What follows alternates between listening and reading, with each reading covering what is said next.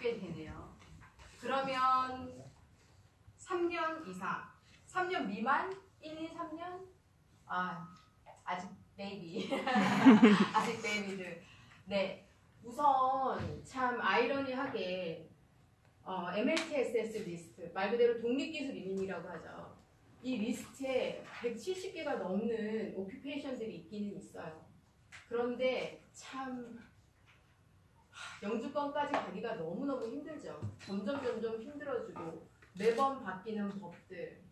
그러면서 또 학생들이 영주권을 목표로 시작을 한 학생들도 분명히 있을 거고 이제 막 호주에 와서 공부를 시작을 하고 1년, 2년, 3년 공부했는데 이거 봐라. 호주 되게 괜찮다. 나 영주하기 정말 좋은 나라다. 어느 순간 리얼라이즈해서 나 영주권을 목표로 공부를 해야겠다 했는데 지금 내가 공부하는 학과가 이 리스트에 없는 학과예요. 그러면 또 학생들은 트랜스퍼링을 하는 경우도 종종 봤어요. 제가 포코스 유학원에 약 7년 정도 유학 상담을 하면서 사실 저도 11년 전에 영주권을 저는 목표로 왔어요. 와서 맹기시부터 공부를 하면서 메인 과정으로 들어갔는데 1년 반 만에 이게 SOL 리스트에서 홀라당 빠졌네. 저는 한 3개월 동안 나이가 좀 들어서 영주권을 목표로 호주에 왔는데 내가 열심히 준비하고 공부했던 학과가 실장님도 마찬가지지만 리스트에 빠졌어요. 하늘이 무너졌어. 그때 제 당시 나이가 약 한 30살 조금 넘었어요. 30살이 좀 넘었던 것 같아. 아니 돈 들여서 왔는데 너무 힘든 거야. 영주권 어떻게 이거. 근데 여기 있는 분들은 많이 바뀌기도 하지만 그래도 예전보다는 많은 인포메이션을 인터넷을 통해서 또는 전문가를 통해서 찾으실 수가 있으세요.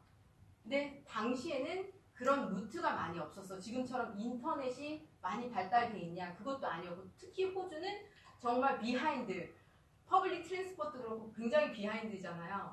되게 찾기가 힘들었는데 여러분들은 그나마 나은 포지션에서 공부를 하고 있고 얼마든지 찬스가 있기 때문에 우선 기본적으로 제가 준비한 학과는 유망학과라고 하기에는 조금 모순이 있다고 해야 되겠죠. 왜냐면 한국 학생, 인터내셔널 학생들이 호주에 와서 이런 학과를 공부를 하면서 영주권을 조금 많이 받았고 이런 것들이 독립기술 이민, 스폰 이민, 그러니까 스폰을 통한 이런 이제 이민으로 이어지기도 하고 내가 가진 기술로 독립적으로 영주권을 받는 그런 이제 리스트들이 그나마 조금 다른 학과들에 비해 좀 많이 있다 보니까 제가 조금 안내를 해드리는데요. 잠깐 일단 퀵 훑어갈게요. 일단 간호학, 교육학, 건축학, IT 분야, 그리고 요리, 자동차 정비. 눈에 들어오세요, 이 학과들. 지금 공부하고 있는 분들도 있고 아닌 분들도 있으실 거예요. 근데 이 학과들이 말 그대로 그냥 쉽게 독립기술 이민 리스트, MLTSS 리스트에 있는 학과들이에요.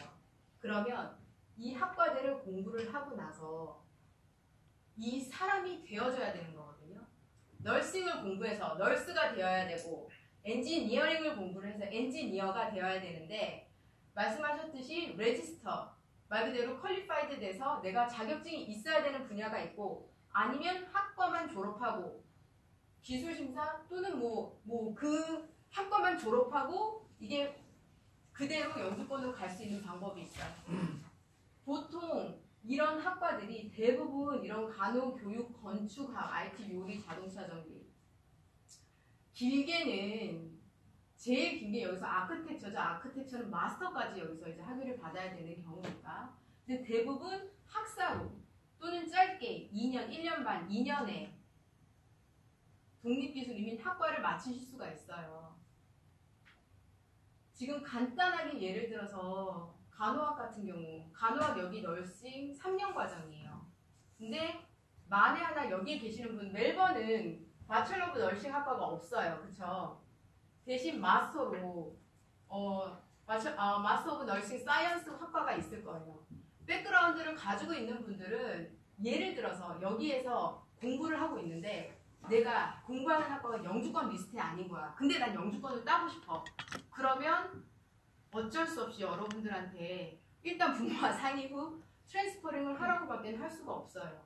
내가 지금 공부하고 있고 내가 졸업을 해서 스폰이든 독립기술이든 갈 수 있는 학과가 된다. 그럼 그걸 가지고 열심히 공부하고 기술심사하고 영어 점수 받고 이 나라에서 요구로 하는 60점 포인트 점수 만들어서 영주권 신청하면 돼. 근데 그게 아닐 경우는 정말 안타깝지만 트랜스퍼링 할 수밖에 없어요. 영주권을 목표로. 그래서 예전에 그랬어요. 제가 지금 상담하는데 학생이 그래요. 저 디자인 학과인데 너무 좋아요. 디자인이 자기는 딱이에요. 근데 불행히 이 디자인이 영주권 리스트에 없어요. 그럼 가이드를 어떻게 해야 할까요, 제가? 솔직하게 말씀드리면 영주권 따고 디자인 학과 공부해. 이거밖에는 안 돼요. 안 그러면 시간 낭비할 수밖에 없으니까 여러분들 학생들 그리고 또 인터내셔널 스튜던트들 너무 많은 학비를 내고 학교를 다니고 있는데 참 이 세 가지, 네 가지, 다섯, 여섯 가지 제가 말한 170개가 넘는 오큐페이션을 확인을 하셔야 되세요. 여기 계시는 분들이 리스트를 체크를 해서 내가 지금 공부하는 학과가 이 리스트에 있다. 그러면 뭐 1년이든 2년이든 법무사님이든 유학원에 오셔서 상담을 받으세요. 영주권 목표로 한다 그러면. 그렇지 않다 그러면 괜찮은데 여기 계시는 분들 이거 관련해서 정보를 얻으시려고 오셨다 그러면 목표가 어느 정도 있다는 거잖아요. 이런 사람이 되어져서 내가 기술심사를 받아요. 간호사 3년 열심히 공부해서 간호사 보드에 레지스터를 하게 돼 있어요. 레지스터하고 그 기준 점수 이 나라에서 요구로 하는 60점이라고는 얘기해요. 그래 평균 60점 맞죠. 근데 이 60점 가지고는 너무나 받기가 힘들어요. EOI를. 그러다 보니까 말씀드렸듯이 65점 되도록이면 영어 점수를 높여서 되도록이면 어떤 점수를 높여서 70점을 만들어서 75점 최대한 높은 점수를 만들어서 영주권을 신청하자. 간호학 교육학 말 그대로 이 나라에서 선생님이 되는 거예요. 교육학 보통 4년 과정으로 있어요. 마스터 과정 여기서 학사 졸업한 사람들은 그라듀에이트, 서티피킷, 디플로마 공부하고 또 멜번 같은 경우는 VRT라고 해서 빅토리아 인스티튜션 티칭 네네 말 그대로 내가 티처로 레지스터 할 수 있는 어크레딧 되어 있는 요 레지스터를 해야지 티처로서 내가 직업 부족군에 있는 사람이 되어져서 기술심사를 받은 다음에 영주권이라는 거를 바로 가실 수가 있는 거죠. 근데 이것도 말 그대로 널싱은 3년만 공부해도 돼. 근데 교육학은 바첼러로 만약에 시작해서 공부를 한다? 그럼 4년을 공부를 해야 돼요. 네. 그리고 아크텍처 여기에서 요구를 하는 건 마스터 이상의 학력이에요. 그리고 어떤 과정 같은 경우는 또 졸업하고 나서 경력도 있어야 되는데 이런 것들 저런 것들이 다 합쳐져서 이제 여러분들이 영주권이라는 거를 나중에 신청을 하실 수 있는 찬스를 만드시는 거죠. 정말 많은 지금 여기에 계시는 분들은 사실상 해당 사항이 안 되실 수도 있으세요. 이미 학사나 석사나 이런 거를 지금 멜번대든 대학에서든 공부를 하시고 계실 테니까. 근데 그렇지 않고 한국에서 워홀이든 이렇게 오는 친구들이 지금 가장 많이 그럼에도 불구하고 선택하는 게 요리학. 남자분들은 자동차 정비학. 네. 그리고 카펜터리, 건축, 그러니까 빌딩 관련해서 플럼버 이런 것들을 공부를 하고 졸업생 비자 신청 후에 어느 정도 기술이든 뭐든 만들어서 영주권을 신청을 하는 거죠. 많은 학생들이. 정말 많은 학과들이 많다고 하면 많고 내로하다면 내로한데 참 여러분들이 어떤 학과를 가지고 영주권을 준비를 한다는 것 자체가 조금 짧은 여정은 절대로 될 수가 없더라고요. 정말 못해도 졸업하고 어느 정도 준비하고 이 과정 자체가 안타깝게도 4년에서 5년 길게는 저희 고객 중에서는 한 8년, 9년 만에 영주권을 받으신 분들이 계세요. 이 동안 결혼도 하시고 애기들도 둘셋 생기고 얼마나 많은 이민을 위해서 투자를 했겠어요. 그렇죠? 그래서 지금 너무 심각한 분위기가 굉장히 어두우라고 얘기하는 건 아니고 많이 고민하고 많이 생각을 하셔야 될 거예요. 영주권자가 아니신 분들 여기서 있어 보니까 한국 돌아가기 싫고 다른 나라 가기 싫고 그런데 뭔가 계획을 잡는다. 그러면 여러분들은 아직 어리고 40대 50대 아니잖아. 40대이신 분들도 가족을 데리고 호주에 영주권을 받으려고 오세요. 근데 여러분들은 그런 나이가 많으신 나이가 아니라 얼마든지 무한대로 찬스가 있고 안 되면 조금 돌아가더라도 단계 밟으면서 가실 수 있는 거기 때문에 사실 이런 영주권 공부하고 어떻게 가고 여기에서 기술 심사 받고 이거는 지금 여러분들한테 중요한 건 아니고 제가 봤을 때는 여러분들이 정말 간다 그러면 처음에 말씀드렸듯이 내가 지금 공부하는 학과가 연계가 되어 있는지 만약에 안 돼 있다 그러면 고민해 보시고 트랜스퍼링 하실 수밖에 없어요. 영주권 리스트에 있는 학과든 뭐든. 그리고 나서 전문가 상담을 받으시면 되세요.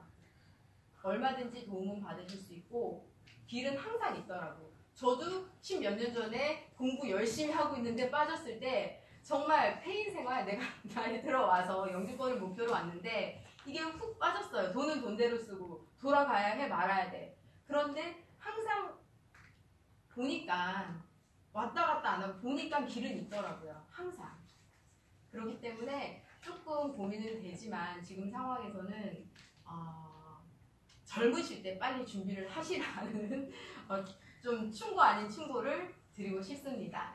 그래서 일단 저는 이거를 하나하나 좀 설명을 안 드릴 거예요.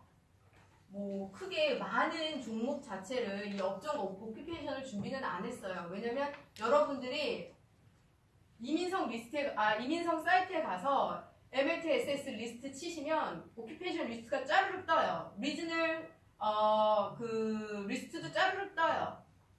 사람이 떠요. 그 사람이 되어지면 되는 거예요. 그러면 그 사람이 되어지기 위한 공부를 해야 되면 공부를 하고 경력을 쌓아야 되면 경력을 쌓고 그것들은 많이 있어요. 단 트랜스퍼링이나 뭔가 이전을 하기 전에 전문가와 꼭 여기 법무사님과 상담 후에 하도록 하는 게 맞습니다.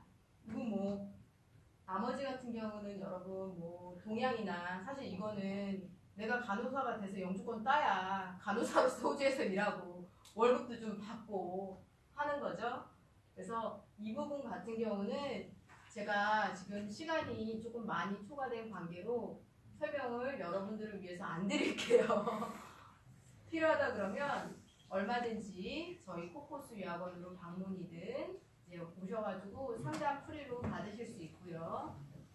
그리고 법무사님 이제 뭐든 아니면 이제 질문 관련해서 제가 Q&A 세션 갖도록 할게요. 이런 뭐 관련해서 궁금하신 거는 있으실까요? 지금 세션 할게요. Q&A. 제가 조금 더 부연 설명드리자면은 그 유망 직종이라는 게 이전에는 내가 얼마나 빨리 영주권을 딸 수 있느냐 이런 게 포인트였는데 지금 사실 영주권을 진짜 딸 수 있느냐 없느냐 자체가 오히려 포인트일 수도 있어요. 그리고 웬만큼 내가 독립기술인 점수를 높이려고 해도 혹은 고용주 후원을 간다고 해도 결국 중요한 게 경력이 되실 수가 있는데 경력은 취업과 연결이 되죠. 그 다음에 그 취업도 그냥 내가 뭐 일자리 구해서 그냥 일한다고 바로 되는 게 아니라 유지가 돼야죠. 만약에 고용주 후원으로 간다면 그때는 유지만 돼서 안 되고 사장님이 날 사랑해줘야 돼요. 그래야지 우리가 비자를 신청할 수가 있어요. 하다 보니까 중요한 거는 내가 그 일을 할 수 있느냐 없느냐가 더 중요하세요. 내가 좋아하는 거라면 가능성이 높죠.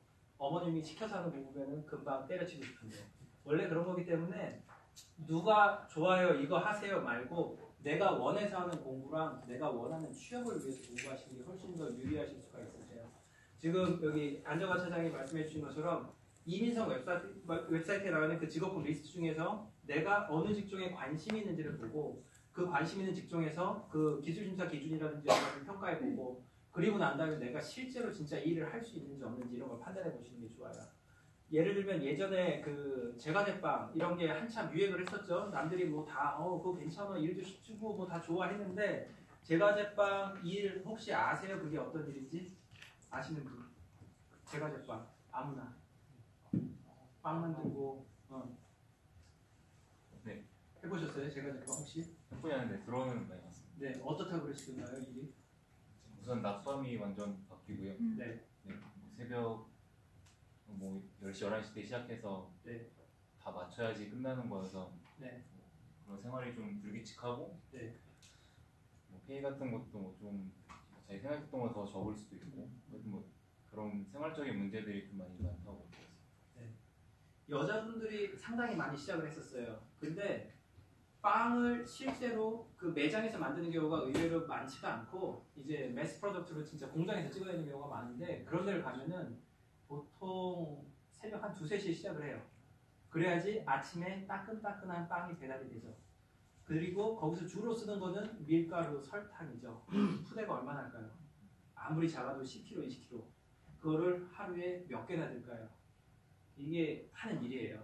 근데 이걸 처음에 모르죠. 그냥 꿈과 환상 속에서 그 예쁘게 옛날에 이렇게 한국에서 드라마에 보면은 예쁘게 뭐 이거 하고 하는 그런 상순이? 상순이처럼 다 머리에다 이거 크다란 모자 쓰고 그것만 하는 줄 아는데 이렇게 개꾸만 하고 그거는 진짜 내가 뭔가 스킬이 쌓였을 때 할 수 있는 일이고 하다 보니까 진짜 그 일을 알아야 되고 내가 할 수 있는지 없는지를 판단하는 게 훨씬 더 중요하세요. 그리고 난 다음에 이제 아까 말씀드린 것처럼 저희가 실제로 그게 어떤 식으로 이렇게 영주권으로 연결이 가능한지를 이제 계산을 해드리고 평가를 해드리고 했을 때 해볼만하다 판단되면 이제 가실 수 있는 거고 그게 정말 전과가 필요하면 과를 옮기셔야 되는 거고 아니면 내가 갖고 있는 지금 공부하고 있는 패턴 플랜대로 그대로 쭉 가실 수 있고 그 약학 같은 경우도 이제 최근에 한 2번 정도 타격이 크게 있었는데 약학이 영주권 리스트에서 빠진 지가 좀 됐죠. 하지만 약학도 공부를 오래 해요. 하다 보니까 공부 시작한 사람들이 이거는 쉽게 바꿀 수가 없어요. 어렵게 들어온 과 몇 년 동안 공부했는데 리스트 빠졌다고 그냥 못 빠져나가거든요. 그분들이 결국은 RSMS나 다른 비자를 통해서 영주권을 받아왔어요. 그런데 이번에 법이 바뀌면서 RSMS도 3년 경력이 필요하게 됐죠. 그러고 나니까 다가갈 수가 없는 거예요. 그 와중에 약학 공부하시는 분들 중에 많은 분들이 호주에서 벌써 고등학교 때부터 공부하셨죠. 그러면은 2011년 11월 5일 이전에 학생들을 신청한 적이 있기 때문에 졸업생 임시비자를 접수를 못 하시게 되신 거예요. 하기 때문에 모든 게 점점 어려워지는 거죠. 하지만 그분들도 공부를 포기하시진 않고 끝까지 졸업하시고 어떻게든지 길을 찾고 방법을 찾아내서 하나씩 풀어나가고 계세요. 안 되진 않으세요. 길은 어딘가 있기 마련이기 때문에 저희가 그 길을 찾으려고 노력을 해드릴 거고요. 그래서 일단은 유망 직종이라는 거는 진짜 이렇게 풀어가지고 아까 보여드린 6개의 직종 제일 좋습니다. 이거 엄밀히 따지면 그냥 사기예요. 그냥 지금 파는 거죠. 그거 말고 진짜로 가능한 거는 내가 나한테 맞고 내가 할 수 있는 걸 찾아내는 게 중요하세요. 자, 사설은 빼고 이제 Q&A로 넘어가겠습니다. 제가 그 세미나를 정말 많이 하는데 제 세미나를 듣는 저희 회사 분들이 늘상 얘기하는 게 세미나가 너무 재미가 없대요. 졸리고 지루하고. 근데 이거를 아무리 즐겁게 만들려고 해도 내용이 너무 많아요. 내용을 줄이면은 뭐 들은 게 없는 것 같고 그리고 이걸 너무 재밌게 하자니 나는 우울한데 저 사람 왜 저러나 싶고 일단은 세미나는 일단 넘어간 거고 지금 Q&A니까 조금 편한 분위기로 제가 답변 드릴게요. 궁금하신 거 다 질문 주세요. 용기 있게 국립기술인인 18% 회계 경력 점수 5점 신청하려고 하는데요. 그 일했다는 증거부를 이민성에 바로 영주권 신청할 때 넣어서 이민성이 심사를 하는 건지 아니면 그 전에 CPA나 CA에서 경력 심사를 받아야 되는 건지. 네. 기술심사기관에서 웬만한 기술심사기관은 다 전부 경력을 평가를 해줘요. 근데 그 내용 들어가서 보시면 써 있어요. 그러니까 어드바이스를 해준다고. 결국은 이민성에다가 우리가 볼 때 이 사람 경력은 이거야 라고 그냥 조언을 해주는 거예요. 그리고 난 다음에 최종 결정은 오피서가 내리죠. 모든 결정권은 그 사람만 갖고 있기 때문에 그 사람이 봐서 맞아야지 돼요. 아무리 기술심사기관에서 기다라고 해도 그 사람이 내가 볼 때 아니야 부족해 그러면은 안 돼요. 그래서 저희가 보통은 돈 들여서 그거 잘 안 하고 저희는 바로 다 이민성에다 넣어요. 그게 정말 필요한 경우는 비슷한 직종들이 있는데 구별이 애매해요. 그래서 뭔가 서포터가 필요해요. 그럴 때는 받아요. 그게 있어서 되는 건 아니지만 그게 있어서 보여주기 좋으니까. 예를 들면 뭐 널싱이에요. 간호 RN으로 일해야 되는 자리에서 RN으로 일을 했어요. 누가 봐도 RN이에요. 그거는 뭐 이민성 직원이 아니라 그냥 지나가는 사람 붙잡고 봐서 이거 봐봐 무슨 일 한 거 같아. RN이네. 그거는 바꿀 수가 없어요. 근데 예를 들어서 뭐 회계랑 북키핑이랑 있다고 쳤을 때 그 내용이 정말 구별하기 힘든 선에 있어요. 뭐 예를 들면 북키핑을 했는데 이게 한 30% 정도 되고 회계가 70%예요. 그렇다면은 이게 인정받기 어려워 보인다. 그러면은 뭔가 이제 맡겨야 될 수도 있어요. 그러면 조언이 하나 더 들어오는 거죠. 하지만 그럼에도 불구하고 저희가 봐서 경력증명서 내용량이 모든 게 탄탄하면은 굳이 그렇게 안 하셔도 돼요. 제일 중요한 거는 경력 인정은 경력 증명서하고 세금 정보예요. 하기 때문에 세금 관련 서류하고 그냥 원래 있는 거니까 경력 증명서 안에 내가 했던 업무가 최대한 디테일하게 나와야 되고 그 내용이 기술 심사 때 이민성에서 기술을 평가하는 거는 안지스커라는 기준이에요. 이게 직업군 분류표인데 이 안에 직업군들이 다 나눠져 있고 거기에 필요한 학력, 경력, 그 다음에 타스크들이 다 정해져 있어요. 내가 넣은 경력증명서 안에 있는 내 타스크랑 여기 있는 내 노미네이티드 오큐페이션의 타스크랑 그게 얼마큼 일치하느냐 그게 관건이에요. 그거를 잘 풀어낼 수만 있으면 경력증명서 하나로 충분히 커버가 됩니다. 네, 다른 질문. 독립기술 네. 말씀하십시오. 그 점수표에서 그 네. 저인구직직 교육 받으면 5점 받는 게 있잖아요. 네. 그게 고등학교는 되나요? 물론 안 되죠. 고등학교 영어 과정 다 안 되세요. 그거는 전부 그 최소한 그뭐 서티피케이트 과정 이상. 네, 내가 공부한 그 과정들이 그 안에 들어가야지 가능하세요. 네. 공부한 2년. 저기서 보면은 호주 공부 2년, 저임금 밀도 지역 점수 이렇게 있는데 호주 공부 이게 Australian Study Requirement라는 기준인데 요거를 맞추시는데 그때 공부한 지역이 저임금 밀도 지역이어야 돼요. 예를 들면 어떤 분들은 뭐 아들레이드예요. 아들레이드에서 그 르코르동 블루 아까 누구지? 삼촌이가 다녔던데. 네, 르코르동 블루에서 이제 공부를 해요. 2년짜리 이제 디플로마 과정이에요. 그래서 여기 뭐 서티피케이트 3도 있고 4도 있고 디플로마도 있어서 2년 공부를 하는데 중간에 실습이 많아요. 좋은 학교다 보니까 아주 큰 호텔들로 이제 실습을 내고 되죠. 그 실습을 가는데 실습한 데가 멜번에 있는 크라운이에요. 아주 멋지게 일을 해서 6개월 동안 기분 좋게 일 딱 하고 갔는데 지역 점수 5점을 못 받는 거예요. 왜냐하면 리저널에서는 1년 반밖에 안 있었고 메트로 지역에서 6개월 있었기 때문에 공부하고 일할 때는 아주 좋았는데 나중에 이제 점수 계산할 때 더 이상 빼도 박도 못하는 거죠. 그때는 그거를 메꾸고 싶으면 어쩔 수 없이 여기서 공부를 하나 더 해야 돼요. 6개월짜리 어드밴스 디플로마를 아들레이드에서 연장을 해서 6개월을 더 다니면은 그때는 맞출 수가 있죠. 총 2년 공부한 게 되니까. 그러면은 또 저희 유학팀에서 좋아하죠. 학교 등록하고 가시니까.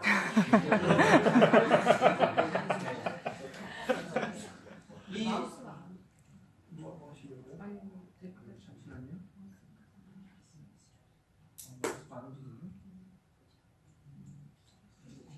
네, 그 이 2년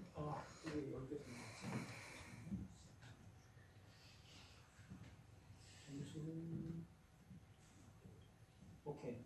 요 2년 이상에 대한 기준을 좀 중요하게 보셔야 되는데 이게 그 485 졸업생 22자 신청할 때도 스트림마다 기준이 조금 다르고 심지어는 독립기술민 때도 조금 달라요. 근데 중요한 거는 2년을 어떻게 계산을 해내는가인데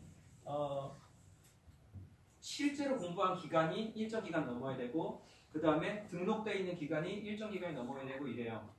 2년간 코스가 등록이 되어 있어야 되는데 2년간 코스가 등록이 되어 있다는 뜻은 풀타임 기준으로 학생이 풀 2년 총 세메스터로는 4개 세메스터가 되겠죠. 그거를 다 이수를 해야지만 된다는 뜻이에요. 어떤 학생들은 이제 크레딧을 받아서 대학을 들어왔어요. 그래서 배철러를 들어갔는데 크레딧 받아서 2년 동안 공부를 해야 돼요. 2년 공부를 끝났어요. 그리고 나서 딱 저한테 오시죠. 2년 공부 끝나서 5점 받을 수 있고 다 됩니다. 했는데 봤더니 한 과목을 크레딧을 받으신 거예요. 그래서 뭐 예를 들면 세메스터당 4개니까 16개의 과목을 들으셨어야 되는데 이분은 크레딧 인정이 더 돼서 15개만 들으신 거예요. 이러면 풀타임 2년으로 인정이 안 됩니다. 거기서 한 과목만큼의 시간이 빠지죠. 그래서 결국은 이런 경우는 저 점수를 못 받으시고요. 뭐 예를 들면 4, 8월 졸업생 MC 비자 신청을 못 하시게 되는 거죠. 이런 부분들. 그 다음에 저희 고객 중 필리핀 고객이었는데 시드니에서 널싱 공부를 했어요. 2년 동안 아주 열심히. 그래서 졸업도 했는데 학교가 너무 좋아요. 트리미스터예요. 그래서 학과도 되게 빨리 끝났어요. 그래서 시드니에 있는 필리핀 에이전트를 통해서 4,8월 비자를 접수를 했죠. 그리고 아무 문제 없이 영주권 신청할 거라고 생각을 했는데 4,8월 비자가 거절이 됐어요. 봤더니 그분은 이 학기가 4개가 나눠져 있는데 이제 트리미스터니까 중간에 방학이 얼마가 없어요. 그럼에도 불구하고 이 기간들을 활용을 해서 계속 필리핀을 갔다 왔어요. 텀브레이크가 생기면 무조건 필리핀을 갔다 온 거예요. 학과 방학 들어가기 며칠 전부터 학과 시작하면 며칠 뒤에 이런 식으로 했더니 이 전체 체류 기간을 했는데 이 2년 카운트하는 데서 며칠이 빠졌어요. 그래서 결국은 비자가 거절이 됐죠. 4,8월 비자도 못 받고 영주권에 해당되는 저 점수 5점도 못 받고 독립기술인 신청을 못하고 그래서 다른 에이전트를 찾아갔죠. 그랬더니 거기서 주정부 후원을 받으면 됩니다. NSW 주정부 후원 해주겠습니다. 그러고 3,000불을 또 받았죠. 근데 NSW는 주정부 후원도 직접 신청을 못해요. EOI 시스템하고 비슷해요. 신청자가 너무 많아갖고 거기도 인비테이션을 받아야지만 주정부 후원을 신청할 수가 있어요. 결국 그분은 주정부 후원 신청을 못하게 됐죠. 그래서 필리핀에서 오래 있다 보니까 너무 힘들어서 결국은 학생비자로 다시 나오셨어요. 다시 공부해서 그 공부 끝나면은 4,8월 비자 넘어가고 그걸로 5점 받아갖고 영주권 신청하는 거죠.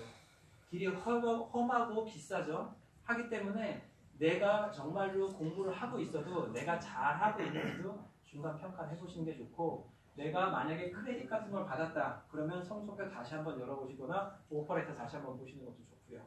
네. 혹시 혹시 그 2년 이상 과정, 그러니까 16개의 과목을 치는데 네. 문제가 있어서 2년 안이 아니라 뭐 3년 정도를 쓰는 네, 더 길게 하는 건 괜찮아요. 처음에 등록되어 있는 과정들만 다 이수를 하시면 되고 길어지는 거는 상관이 없어요. 뭐 정부에서 좋아하죠. 학생비자 연장하면 돈 받으니까. 네. 빼이래도 좋아하고 학교에서 좋아하죠. 빼이랑 그러니까. 학교들이 좋아하고 그런 거 다 괜찮죠. 오히려 저희 고객 중에 아까 말씀 얼핏 나왔었는데 간호를 공부하신 분이 있었어요. 여기서 디플로마도 공부하고 배철러도 공부해서 공부가 전체적으로 뭐 한 3년 반 정도 공부하시는 거였는데 그 와중에 자녀를 둘이나 하셨어요. 그래갖고 자연스럽게 중간에 휴학도 하고 하다 보니까 공부 기간이 5년이 넘어갔죠. 그 당시에 그 레지스트레이션이 바뀌어가지고 영어 점수가 갑자기 높아졌어요. 그래서 아무도 대비를 안 한 상태에서 간호사 등록을 못 하고 있었는데 우연찮게 그동안 공부했던 전체 기간에 대한 거를 그 아프라에 갖다 줬더니 보드에서 받아줬어요. 5년간 공부를 했다고.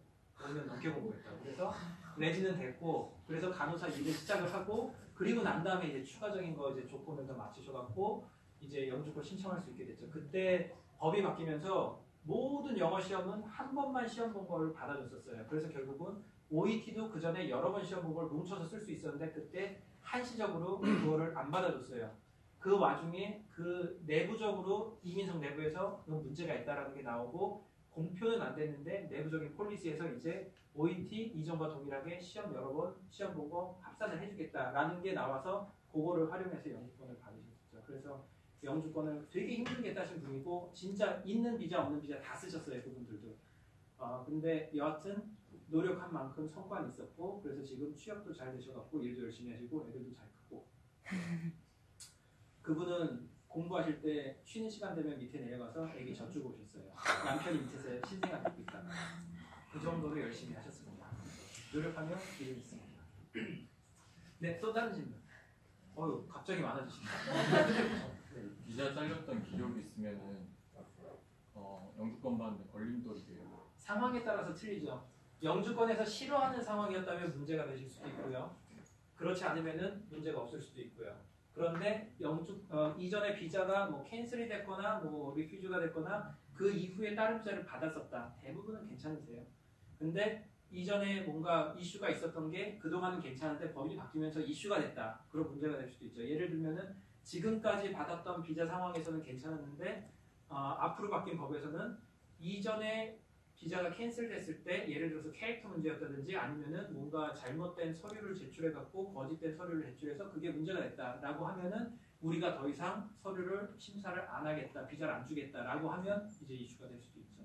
하기 때문에 큰 걱정을 하실 필요는 없지만 일단 모든 거는 다 정확하게 하시는 게 좋으세요. 요새는 이민성에서 의도적이든 의도적이진 않든 잘못된 정보가 들어온 거를 오피서가 판단해서 찾아낸 다음에 그거를 제대로 해명하지 못하면은 비자가 캔슬될 수가 있고 3년간 호주 비자 아무것도 못 받으세요. 최소한 최대 10년까지. 근데 문제는 그렇게 해서 일정 시간이 지나고 나서 비자를 신청을 해도 이 사람들이 옛날 기록을 다시 훑어보고선 너 그때 그래서 난 너 믿을 수가 없어 그러고 실제로 비자를 안 주게 돼요.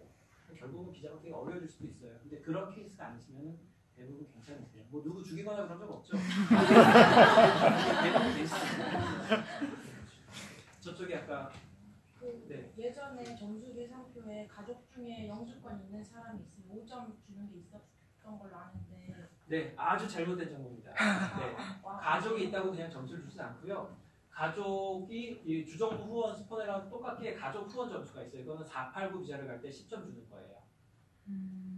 그거 외에는 가족이 줄 수 있는 거는 배우자 점수예요. 배우자가 영주권을 신청할 수 있는 상황이 되면은 그 사람이 나한테 5점을 줄 수 있어요. 첫 번째, 영주권 신청 조건, 직업군이죠. 직업군 리스트하는 직업. 두 번째, 기술심사죠. 기술심사 받아야 되고. 세 번째, 영어 점수 각과목 6.0 이상. 그런 경우가 되면은 이 사람이 나한테 5점을 줄 수가 있어요. 내 배우자가. 그거 외에 가족이 줄 수 있는 거는 아까 말씀드린 489 비자. 그게 가족 후원인 경우. 한 달에 현재 10개 티켓 나오는 EOI 점수 90점 정도 만들면 갈 수 있는 그거예요. 또 아까 한 분 더 있었는데.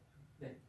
과가 화학과인데 한국에서 화공기사 국가고시 본 자격증이 전혀 메리트가 없는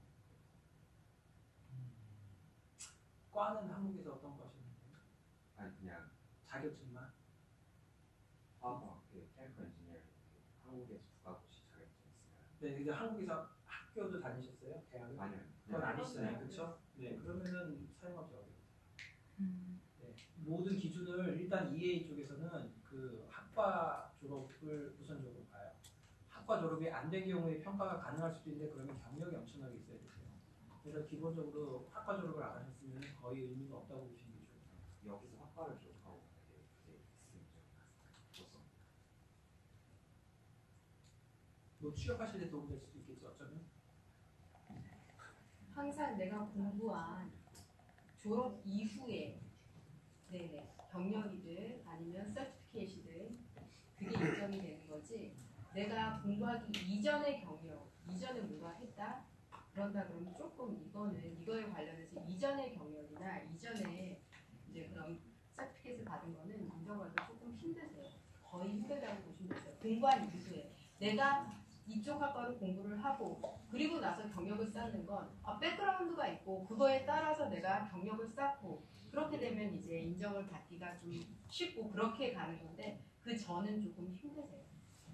점수를 표현되는 것도 어차피 졸업장이기 때문에 졸업. 결국은 네, 뭔가 학과에 대한 졸업이 중요하고 경력을 인정받으려면 좀 그 국가고시 자체가 그 과를 졸업해야지 시험을 근데 그러면 어차피 지금 보면은 예를 들어서 뭐 기준이 뭐였는지 보다는 거기서 보는 건 실제 졸업장, 실제 성적표이기 때문에 대학도 당연히 보여줘야 되고요.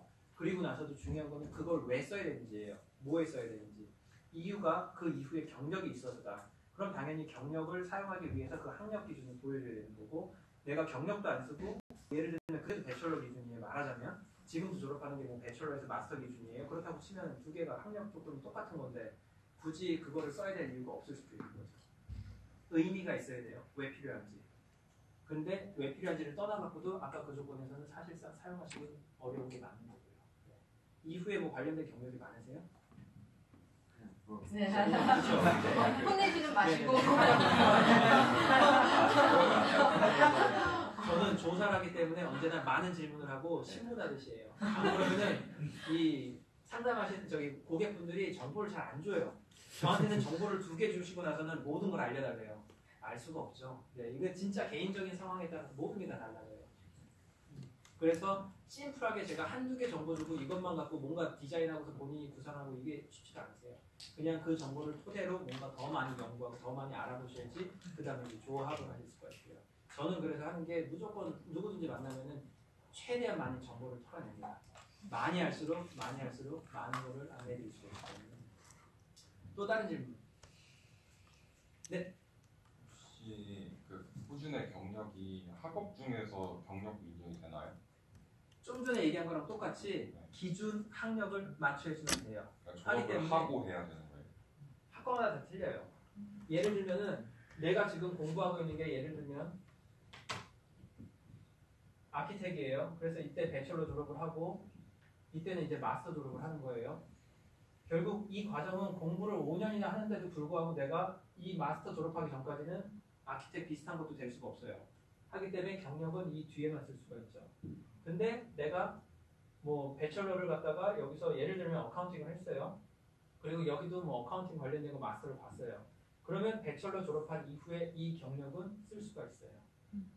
이런 게 틀린 거예요. 그래서 내가 기준 학력이 뭐냐에 따라서 요리를 본다면은 요리 과정은 보통 33, 그 다음에 34, 그리고 이제 뭐 디플로마를 하시거든요. 보통 대부분. 근데 쿡으로 가면은 보통 33가 기준 학력이에요. 그럼에도 불구하고 33를 가면은 온도적 트레이닝이라고 해서 2년간 어프렌티스십을 해야 되는데 유학생은 이런 걸 할 수 없기 때문에 대부분 34를 기준 학력으로 써요.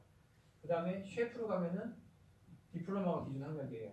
내가 이 과정을 계속 공부하는데 쿡으로 가서 쿡으로 진행을 한다면은 이때부터 경력을 다 쓸 수가 있어요. 근데 셰프로 가면은 경력은 디플로마 졸업한 이후밖에 못 쓰는 거예요. 그런 식으로 내가 언제 기준 학력을 맞추느냐 이런 거에 따라서 틀려질 수가 있어요. 그럼 예를 들어서 수의학을 공부를 하는데 4학년 때 실습을 하느라 이제 병원을 다니면서 이제 실습을 했어요. 근데 그거는 아직 수의사가 되기 전 단계라 경력으로 인정이 안 되는 거겠네요. 당연하죠. 학과에 단지 학생이 실습 나간 거지 수의사가 아니니까. 수의사가 하는 일만 수의사의 경력이 될 수 있죠. 그래서 아까 얘기한 레지스트레이션이 중요한 거예요. 내가 언제 레지가 되는지. 졸업을 했어요. 레지가 안 끝났어요. 그때 일을 해도 잘못하면 불법이 될 수도 있죠. 누구 밑에서 일을 했다. 그럼 수의사는 아닌 거예요. 결국 그냥 어시스턴트죠. 네. 하다 보니까 이제 그런 차이들이 있죠. 그래서 각 직종마다 좀 많이 나눠지는데 또다시 아키텍이 나오는데 아키텍은 조금 많이 틀린 게 있어요. 아키텍은 레지스트레이션 없이 기술 심사가 돼요. 그런데 실질적으로 레지스트레이션을 하려면 일을 2년 이상을 해야 돼요. 하기 때문에 그 기간 동안에 약간 예외적으로 평가를 해줘요. 그게 또 가능한 이유가 레지스트레이션인데 이 레지스트레이션 할 때 예를 들면 그 리테일 파마시스트가 되면은 졸업하고 인턴십을 끝나야지 이제 레지가 돼요. 그런데 인턴십을 하는 동안에는 이 사람은 분명히 제한적인 업무만 할 수 있어요. 왜냐하면 풀 레지스트레이션이 없기 때문에 이 사람은 파마시스트가 될 수가 없는 거예요. 그냥 무조건 인턴이에요. 근데 아키텍 같은 경우는 그 2년이라는 기간 동안에 내가 경력을 쌓을 때 아키텍이에요. 그레주에이트 아키텍인데 이 사람은 거의 대부분의 아키텍이 하는 일을 할 수가 있어요. 거기 혼자서 작업할 수가 있고 슈퍼비전이 아주 제한적으로만 있어도 할 수가 있고 이런 조건들이 다 있어요. 하기 때문에 이민성 내부에서도 그런 경우라면은 뭐 예를 들어서 스폰서십 비자를 진행하거나 할 때 실제 아키텍 레지스트레이션이 안 돼 있어도 가능할 수 있게 조금 오픈을 해준 게 있어요. 그게 이제 직업마다 레지스트레이션 기관에서 나오는 조건마다 조금씩 다르다 보니까 그런 건데 의료 계열은 지금 방법이 없어요. 무조건 레지스트레이션이 안 되면은 아무것도 할 수가 없어요. 네, 또 다른 질문. 네. 혹시 저희 특수 전문직 학력에서요. 네. 저거는 그러면 doctorate 디그리만 있으면 저 5점을 받을 수 있는 건가요? 직종이 정해져 있어요. 그 안에. 이런 직업의 경우 그 학력을 갖고 있으면 그것만 되세요. 수의학은 못 본 것 같습니다. 또 질문. 스폰서십 비자나 이쪽은 지금 관심 있는 분이 별로 없으신가요? 없으신 게 좋습니다. 설명이 길어요. 네. 독립기술인 쪽에서는 더 궁금하신 점. 485 비자, 학생 비자 연장, 학생 비자 연장 여기서 되게 좋아하는데. 졸업생 비자가 이제 끝나갈 때 그 전에 이제 초청장이 못 나와서 영주권 비자를 신청을 못 하잖아요. 그러면 호주에서 체류하고 싶으면은 이제 학생 비자로 오세요. 연장을 해야 되는데 몇 개월 이전에 이제 졸업생 비자 끝나기 전에 오셔야죠. 근데 그 지금 학기가 만약에 학교를 신청하려고 하면은 제 비자가 그 학기 중간쯤에 끝난다 하면은 호주는 원래는요, 비자를 신청을 하게 되면 브리징 비자라는 거를 받으실 수가 있으세요. 내가 시작하는 학과와 지금 비자 신청하는 시점이 당연히 시점을 체크를 하고 비자를 신청을 하는 게 맞는데 보통 멜번, 그러니까 호주 같은 경우는 2학기잖아요. 또 서미스터로 가는 학교들은 3년이 있고, 그러니까 3번 있고, 연애 입학이 3번 있고, 그래서 그 부분 같은 경우는 졸업생 비자가 끝나는 시점 이전에 와서 이제 만약에 인비테이션이 안 나오거나 이렇게 기다리는 상황이다. 그럼 학생 비자밖에는 지금 상황에서는 다른 거를 어드바이즈 해드리기를 조금 힘들고, 그렇게 해서 신청을 한다 그러면 입학일이나 이런 거를 체크를 해서 이 비자 기준법 내에서 위반하지 않는 데에 어레인지를 해서 학생 비자를 신청을 하면 됩니다. 일단 학교를 이미 등록해서 다니고 있다면은 비자 끝나기 전에만 학생비자 신청을 하시면 되고요. 내가 만약에 아직 학교를 등록을 안 했다. 근데 그 학교 등록하는데 시간이 오래 걸린다. 그 시간만큼 이제 앞서서 준비를 하셔야죠. 예를 들면 2주 안에 학교 등록하고 비자 신청 준비 가능합니다. 그러면 2주 전에도 하실 수가 있는 거고, 근데 그 과는 진행하려면 6개월 전에는 진행하셔야 됩니다. 안 그러면 등록이 안 됩니다. 그러면은 6개월 전에 입학 신청을 하셔야 될 수도 있고요. 그런 거에 따라 틀려지시죠. 그 이외에 다른 비자들도 조금 더 있기는 한데 많이 어렵거나 뭐 안 될 수도 있거나 그런 게 많으세요. 비용이 비쌀 수도 있고. 그래서 오히려 제일 안전한 게 지금은 학생 비자고요. 무난하게 갈 수 있는 게. 그래서 저희가 권장해 드리는 게 가능하면 485 비자 신청 전에 학생 비자를 해야 된다는 게 485 비자 이후에 학생 비자로 가면은 어쨌거나 거절될 가능성도 생기는 거예요. 그러다 보니까 여기서 일도 하고 학생도 공부도 끝나고 장기간 일도 하고 뭐 딴 거 했는데 그 다음에 다시 공부한다 그러면 왜 또가 질문이니까. 네. 아예 다른 코스로 진행해야 그래도 왜 그걸? 이민성은 비자를 주려고 노력하는 데는 아니에요. 비자를 안 주려고 노력하는 거죠. 저희가 설득을 해서 그 사람들한테 비자 줘, 조건에 맞잖아 하게 만들어야 돼요. 네? 그 배첼러 이미 졸업해서 그 학생비자 끝나고 나서요. 똑같이 또 다른 배첼러를 공부하려고 하면 학생비자가 안 나온다는 소리를 들었는데. 자, 케이스 바이 케이스예요. 말 그대로 내가 바첼러를 예를 들어 바첼러 어카운팅을 졸업을 했어요. 근데 영주권이 뭐 너무 받기가 힘들어. 그래서 전과를 하는데 바첼러 너싱을 공부를 해요. 그러면 당연히 3절 이민성에서는 이게 이 학생이 제뉴인한 학생인지 아닌지를 볼 거예요. 하지만 학생이 내가 어카운팅을 하기는 했는데 내가 널스가 꼭 돼야 되는 이유를 잘 설명을 해서 케이스 오피서를 설득을 하면 안 되진 않아요. 그래서 학사 한 번만 했는데 또 한 번, 아니요 2번, 3번도 받을 수 있어요. 여기에서 요구하는 스탠다드 제뉴인하고 내가 꼭 공부를 하려는 목적이 맞다. 왜냐하면 사람은 A라는 플랜을 가지고 가다가 이 3이라는 플랜이 생길 수가 있어요. 얼마든지 바뀔 수가 있어. 그렇기 때문에 이 내가 바뀐 이 플랜에 대해서 설명을 제대로 하고 설득을 시킨다 그러면 그거는 솔직히 말하면 다운그레이드라고 하죠. 바첼러 공부했다 디플로마 공부하는 학생. 여기에서 멜번대에서 사실 멜번대 입학하기 위해서 6.0, 6.5 이상의 IELTS를 요구를 하는 학과에서 열심히 공부했어. 근데 학사 끝날 때쯤 영어를 공부한대. 되게 힘들죠. 근데도 비자 받은 학생이 있어요. 내가 꼭 영어 공부를 해서 꼭 조건에 맞추고 뭔가 준비해야 된다는 그 제뉴인한 거를 보여줬기 때문에 비자가 발급이 되는 거죠. 물론 어려운 케이스지만 제가 말한 거는 가능하다는 거예요. 안 되진 않아. 하지만 법으로 안 된다고 제약한 건 없으니까. 나이 제한도 없고 학생 비자는 네네 제한이 없는데 그만큼 제뉴인한지 안 한지 네가 이거를 신청을 했는데 이 목적이 맞는지 안 맞는지 이 과정이 너한테 꼭 필요한지 안 한지 그게 일단 심사가 되는 거죠. 유학생이 배칠러를 할 수 있는 수가 정해져 있다고 들었는데 아닌데 자 바첼러가 그러니까 연수가 정해진 건요 학과 코스에 따라 연수가 정해지는 거고 최대 막 10년 못한다고 막 그런 거는 본 적이 없는데 저는 아직 네네 자 예를 들어서 바첼러가 3년 과정도 있고 4년 과정도 있고 5년 네 의대는 지금은 바뀌긴 했지만 뭐 6년 7년까지도 가는 예전에는 있었어요. 지금은 이제 닥터러로 바뀌긴 했는데 그리고 나서 또 바첼러 다른 전과죠. 말 그대로 트랜스퍼링을 하는데 제가 얘기했듯이 목적만 맞으면 내가 제뉴인하고 이걸 꼭 트랜스퍼링 하는 이유만 맞으면 가능합니다. 보통 영어 과정 아니면 이제 고등학교 과정 이런 거는 제한이 좀 있어요. 나이 제한, 뭐 기간 제한, 국적별로 이렇게 좀 있는데 다른 과정은 그렇진 않대요. 그냥 실제로 얘기한 것처럼 당신 정말로 이과 공부가 필요해?에 대한 답이 있는지 없는지 그게 중요한 거기 때문에 예를 들면 아까 얘기한 것처럼 배철러로 뭐 어카운팅을 했어요. 그리고 뭐 비즈니스를 했어요. 그리고 난 다음에 뭐 마케팅을 또 해요. 그 안에서 그러면은 이제 진짜 그거는 왜 굳이 마스터를 한다고 의심을 하는 거죠. 말이 안 되니까 기본적으로 그런 경우가 문제가 되는 거고 그런 거 아니에요. 배치를 하고 만약 테이프를 가면 그것 또한 얘기한 것처럼 상황에 의해서 그거를 설득시켜서 오피서가 인정할 수 있게 만들어주는 건 가능해요. 안 되는 건 아니에요. 그렇게 하는 사람이 실제로 많이 있어요. 근데 또 거절되는 케이스도 꽤 있죠. 네. 무조건 되는 건 아니니까. 네. 당연히 어려운 게 많고. 점점 심오하게 빠지는데 자 점점 약간 시간이 한 8시 반 정도 됐는데 뭐 저희 어차피 준비를 해서 온 거지만 여러분들 같은 경우는 집에도 가야 하고 또 저녁도 드셔야 하고 하시는데 조금 이제 질문을 마무리 질문을 네네. 좀 할까요? 네.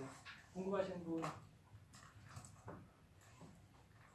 네, 제가 그냥 정리를 해드릴게요. 일단 설명드린 거 중에 제일 중요한 거는 그 직업군, 내가 어떤 직업군으로 갈 수 있는지 그걸 먼저 판단해 내시는 거고요. 그 다음에 그 직업군이 어떤 비자로 연결을 할 수 있는지 서브클래스 정리, 그리고 난 다음에는 기술 심사 기관, 나한테 뭘 요구하는지, 그게 첫 번째로 제일 중요한 거예요. 그게 사실은 그냥 내가 직업을 선택하고 그게 영주권이 가능한지 판단하는 그 부분이고요. 그 다음에는 기술 점수, 독립기술인 점수, 이걸 어떻게 만들 건지, 내가 무슨 부분으로 보강을 해서 최대한 높은 점수를 만들 수 있는지, 이거를 고려하시는 게 좋아요. 예전에는 몇 점을 만들어야지 된다는 그 기준 안에서 이거 해야지 저거 해야지 하고 그 이상 나머지는 안 보시는 경우가 많았는데, 그거보다는 그냥 모든 가능한 점수 중에서 내가 빼먹는 게 없어야 된다는 거. 예를 들면 IT, 회계, 뭐 이런 엔지니어를 졸업했는데 485 졸업생 임시 비자 기간에 그 돈 들어가니까 PY 프로그램 안 합니다 라는 말도 안 되는 생각하시면 안 되고요. 무조건 돈 쓰셔야 되세요. 시간 버려야 되고, 그래서 5점 안고 가셔야 되세요. 하기 때문에 그 5점 쉽게 못 벌어요. 경력으로 해도 1년 걸리는 거고, 그 다음에 뭐 나이로 하면 몇 년? 5년, 6년 이렇게 걸리는 거예요. 그래서 오히려 시간 지나면 점수가 떨어지죠. 아이는 영어로 하려면은 뭐 7점, 8점 계속 올라가야 되는 상황이기 때문에 결국은 그런 소소한 점수들을 절대로 놓치시면 안 되기 때문에 꼭 전문가와 상의하시고서 PY 프로그램 등록하셔갖고 점수 받아놓으시고, 그 다음에 영어 관련된 거 이제 어떤 식으로 좀 보강할지 이런 거 잘 고려해 두시는 게 좋습니다. 그 외에는 이제 아까 말한 비자 기간, 내 비자가 언제 끝났는지, 485 비자 지금 갈지, 나중에 갈지, 무슨 과를 더 공부를 해야 될지, 아니면 지금 내가 점수가 만들어낼 수 있을지, 취업을 해야 될지, 이제 그런 겁니다. 그 외에는 이민성에서 더 이상 이상한 짓을 하지 않도록 기도를 잘 하십니다. 그럼 일단 이 정도에서 마칠까요? 네. 마지막으로 저희가 8월 10일 날 엑스포가 크게 있어요. GA 유니버시티뿐만 아니라 전 호주에 있는 모든 대학 또는 페이 컬리지들 다 참여하거든요. 여러분도 관심 있으시면 박람회 8월 10일 금요일 멜번 타운홀에서 있을 예정이기 때문에 저희 포커스에 연락 주시면 저희가 도와드릴 거고요. 저희 직원분이 나눠드렸을 거예요. 여기에 직원분 명함 있거든요. 여기에 계시는 분들 명함 갖고 저희 포커스 오피스 오세요. 이제 겨울도 되는데 저희 포커스가 여러분들의 엉덩이를 따끈따끈하게 해드릴 수 있는 네네 방석 USB에 뽑아서 이렇게 렉처에서 받으셨죠? 렉처에서 하는 거 아니에요? 공부하면서 따뜻하게 몸을 데워줄 수 있는 방석 무료로 드릴 거예요. 그러니까 오셔가지고 시간 되시면 단 기간이 있어요. 저희가 다 이렇게 해서 5월 중순 안으로 오셔야지 저희가 다 떨어지면 또 못 주니까 그 안에 오시면 저희가 바꿔드릴 테니까 그냥 오셔서 뭐 샤이 하실 필요도 없고 여기 다 한국 분들인데 오셔가지고 언니 저 이거 바꾸러 왔어요. 그러면 저희가 방송 바꿔드릴 테니까 돈 안 받고 오세요. 겨울에 추운데 공부할 때 도움 될 거예요. 네. 그리고 저희 이번에 이제 주최를 멜번 이제 저희 한인 회 학생회와 같이 시작하게 됐는데 우리 한인 학생 회장분께서 마지막 엔딩 마무리를 꼭 하시 하신다고 아까 얼떨결에 나오셔가지고 인사도 못했다고 우시더라고요. 나오세요.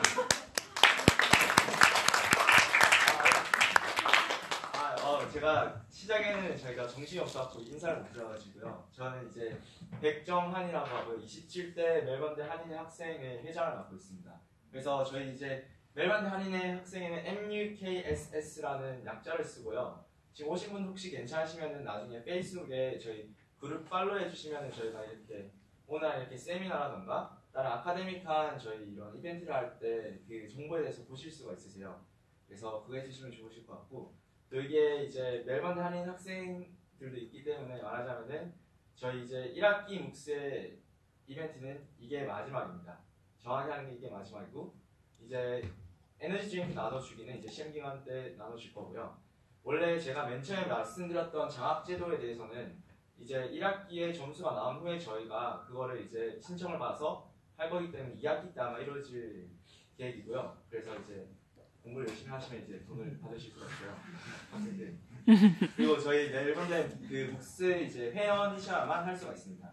그리고 저희 오늘 이렇게 그 세미나 해주셨는데 이걸 똑같이 저희가 2학기 때도 한번 할 생각을 하고 있습니다. 그래서 그때는 좀 더 업데이트된 버전으로 할 거고요. 또 다른 이벤트들 함께 할 수 있는 것들은 구상을 하기로 해서 이제 또 저희가 더 설명해 드릴 수 있을 것 같고요. 되게 이런 영주권 관련 세미나 되게 원래 자주 안 열려요. 그래서 되게 오늘 수고해주신 저희 법무사님과 차장님과 대리님께 박수 한번 부탁드립니다.